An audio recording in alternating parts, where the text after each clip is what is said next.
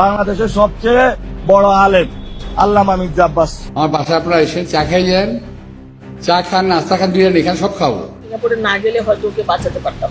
ডাক্তাররা নিজেরাও বলছেন যে মিরাকেল, আলহামদুলিল্লাহ এত তাড়াতাড়ি এই বয়সে মানুষ রিকভার করতে পারে। দেশের রাজনীতিতে সক্রিয় ও আলোচিত এক প্রবীণ নেতা মির্জা আব্বাস গত 11 মার্চ ইফতারির সময় হঠাৎ অসুস্থ হয়ে জ্ঞান হারান ঢাকা ৮ আসনের এই সংসদ সদস্য।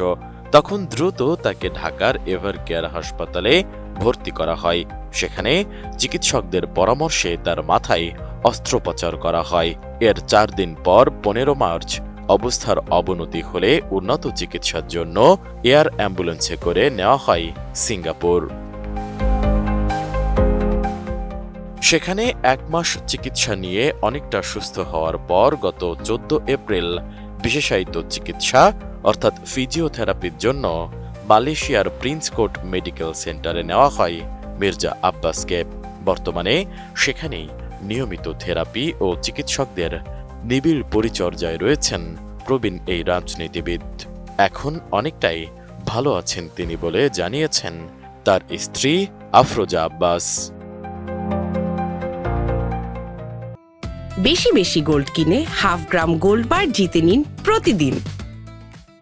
বুধবার সামাজিক যোগাযোগ মাধ্যমে একটি পোস্টে আফরোজা আব্বাস বলেন, আলহামদুলিল্লাহ, আল্লাহর অশেষ রহমতে ওনার অবস্থা অনেক ভালো। উনি অনেকটাই সুস্থ বোধ করছেন। শারীরিক অবস্থা উন্নতি হয়েছে। প্রতিদিন মির্জা আব্বাসকে থেরাপি দেওয়া হচ্ছে। পোস্টে দেশবাসী ও প্রবাসী সবার কাছেই দোয়া চান তিনি। সেই সাথে যারা খোঁজ খবর নিয়েছেন তাদের সকলের প্রতি কৃতজ্ঞতা প্রকাশ করেন মির্জা আব্বাসের স্ত্রী। বিষয়টি নিশ্চিত করে বিএনপির মিডিয়া সেলের সদস্য শায়রুল কবির খান জানান, মেডিকেল বোর্ডের সিদ্ধান্ত অনুযায়ী পবিত্র ঈদুল আজহার আগেই মির্জা আব্বাসের দেশে ফেরার পরিকল্পনা রয়েছে। আগামী 2-1 সপ্তাহের মধ্যে তিনি নিজেই ভিডিও বার্তার মাধ্যমে সকলের সামনে উপস্থিত হবেন এবং দোয়া চাইবেন বলে আশা তার। এদিকে দীর্ঘ চিকিৎসা ও অনিশ্চয়তার পর মির্জা আব্বাসের সুস্থতার খবরে বিএনপি নেতাকর্মীদের মধ্যে যখন স্বস্তি ফিরে এসেছে, তখন তার উদ্দেশ্যে সামাজিক যোগাযোগ মাধ্যম ফেসবুকের ভেরিফাইড অ্যাকাউন্টে একটি ফটো কার্ড শেয়ার করেছেন এনসিপির মুখ্য সমন্বয়ক ও ঢাকা ৮ আসনে মির্জা আব্বাসের সাবেক প্রতিদ্বন্দ্বী এনসিপি নেতা নাসির উদ্দিন পাটোয়ারি।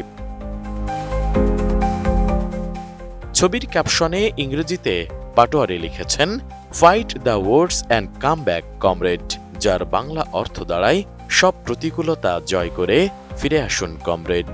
তার এই পোস্টটি মুহূর্তেই ছড়িয়ে পড়ে এবং রাজনৈতিক অঙ্গনে আলোচনার জন্ম দেয়।